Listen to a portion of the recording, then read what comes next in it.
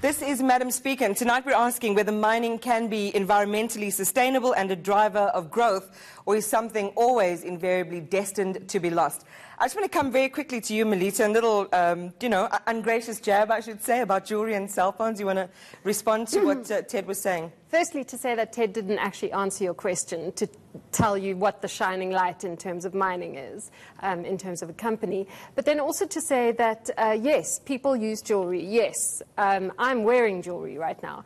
But you're seeing an increasing movement of people who saying, I want my minerals ethically sourced, I want them ethically mined, I want to make sure that the mines are rehabilitated. You have things like a Fairphone nowadays.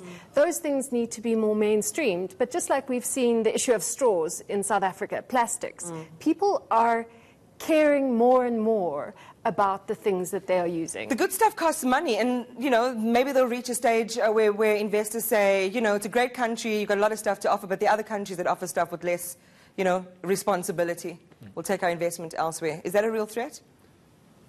Well, I think in the midst of, the technology, the fourth industrial revolution, for example, I think there's a lot that we can tap on that, which can actually enhance the whole way in which the mining process actually is undertaken.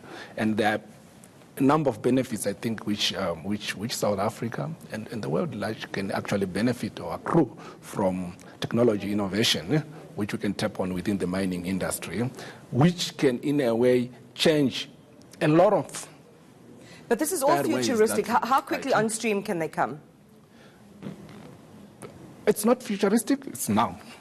Because just picture yourself 3-4 years ago, vis-a-vis today, and with the way, social media, and it's actually having an impact, and a lot of challenges which we're actually finding within the mining industry already, looking at social media and how it's impacting already on what they are replicating from what other communities in other regions are, and it's pairing up by day, by night, and a lot can be changed.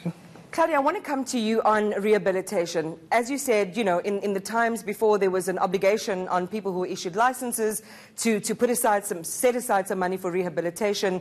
There's a legacy headache, a hangover that we're dealing with. How observant of the law in terms of new licenses and rehabilitation are mining companies today? Sure. Look, I can't make a generalized answer on that. I guess some are better than others. That's the best I can do, really. Some are better at following the laws than others, honestly. Look, the environmental challenges, it's a big one. It's really huge. So I cannot make a blanket statement and say, oh, no, they're not good at it. Oh, this one is better. And Because here's the issue. So we have laws which don't seem to be well observed, Johan, which is what Claudia was commenting on earlier on.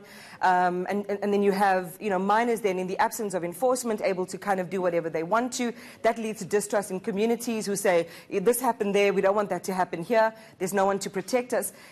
It seems, by my estimation, based on everything that I've heard, that sweet spot of an equilibrium of things working fairly, justly, and profitably is a unicorn. I think it's really difficult, but what we need to in order to avoid it becoming a unicorn, in order to have success, we need to see where the power balance is starting.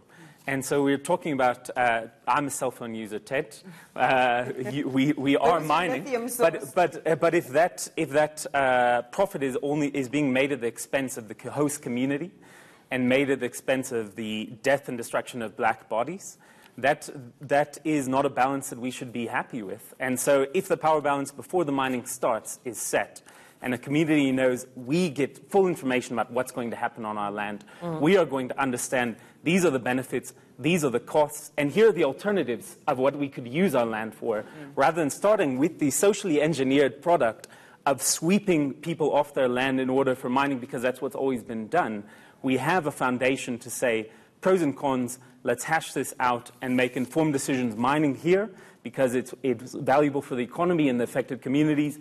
No mining here, at least for now, because at the moment the balance weighs against it. You're shaking your head as a final thought. I find it quite ironical because globally less than 10% of the global mining workforce is black. So we're racializing a local situation and extending it to the industry, which is Well, we're talking about South Africa. South Africa. So, I mean, that's the first thing. Second thing, this hold government... on, Ted, but you have to be cognizant of the fact that we are talking about South Africa specifically. Okay. And in our situation, the majority of labourers or mine workers are black. And well paid. The unions would have another view. Much better paid than they would have been if there was... I'm sorry, Iman, I'm not sure I can allow that to stand. What is your evidence for saying that miners are well paid in South Africa? Well, just go and have a look at, compared to the level of unemployment, that's the alternative for these people. Well, yes. Because they're not highly schooled. And secondly, there are minimum wage agreements at each of the mining houses. So, I mean, yes, they would love to have far more, but the fact of the matter is there's an economic value to the work that's done, and that is regulated by the market. If the workers feel that they're being exploited, they strike, and that's fine. And they strike often, which is an indication that they feel that they are very exploited. So And then we end up with the Marikana situation. Exactly. Exactly. Well, I wouldn't want to put the Marikana situation, because that was very politicized.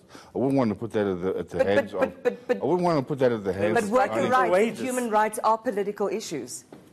But the Marikana thing, I mean, will come out. Well, unfortunately, the Commission of Inquiry was a little bit truncated. But the Marikana situation, as far as I'm aware, it was a very, very politicized environment. I mean, there were people masquerading all over with arms. That's not a normal situation. Well, international law will say that even under those circumstances, police are not allowed to do what they did. I don't want to divert from... Let me help you with... But I don't want to divert from the topic, and I have other guests as well, Ted. Sure. So maybe as an aside, I mean, for me what's troubling in our conversation is that the status quo and the power balance which stands in the way of us achieving real harmony in terms of profits and managing the well-being of people in our country. And that, for me, is really troubling.